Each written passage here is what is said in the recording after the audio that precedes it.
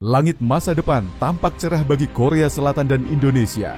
Namun, di balik awan optimisme itu, KF-21 Boramae menyimpan kisah yang lebih kompleks daripada sekadar jet tempur generasi 4,5. KF-21 Boramae bukan sekadar pesawat tempur.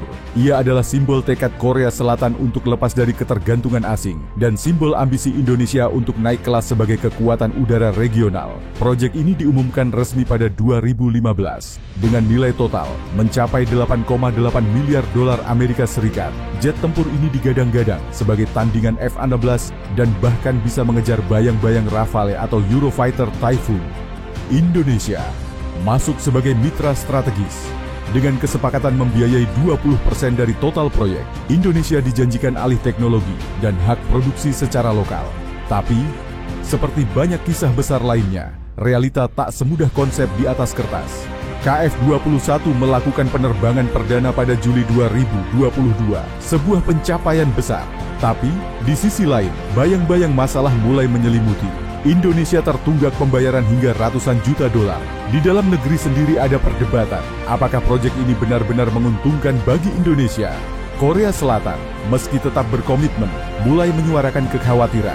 Bahkan pernah muncul kabar bahwa Indonesia membawa pulang beberapa insinyur dari fasilitas pengembangan di Sacheon. Apakah ini tanda-tanda Indonesia mundur? Atau strategi ulang untuk menyesuaikan prioritas pertahanan?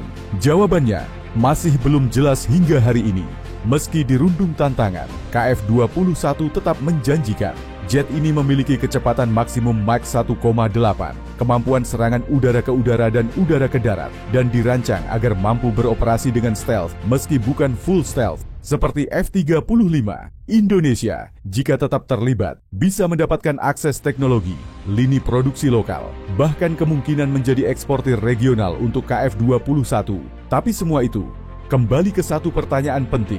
Apakah Indonesia siap berinvestasi penuh? Atau proyek ini akan jadi mimpi besar yang kandas oleh realita anggaran dan politik pertahanan? Dalam wawancara resmi, pihak Kementerian Pertahanan Indonesia pernah menegaskan bahwa Indonesia belum keluar dari proyek ini. Tapi, pernyataan itu juga dibarengi dengan harapan untuk restrukturisasi skema pembayaran dan alih teknologi. Kini, KF-21 Boramae sudah terbang, sudah diuji. Tapi belum jelas siapa yang akan menerbangkannya di masa depan. Akankah Boramae bertengger gagah di Skadron Udara TNI AU? Ataukah ini hanya jadi kisah tentang kesempatan emas yang terlewat? Langit terus berubah, dunia militer bergerak cepat. Sementara itu, KF-21 Boramae menunggu di ujung landasan, siap terbang tinggi jika kedua negaranya siap memikul beban sayapnya bersama. Jangan lupa like, komen, dan subscribe. Sampai jumpa di video selanjutnya.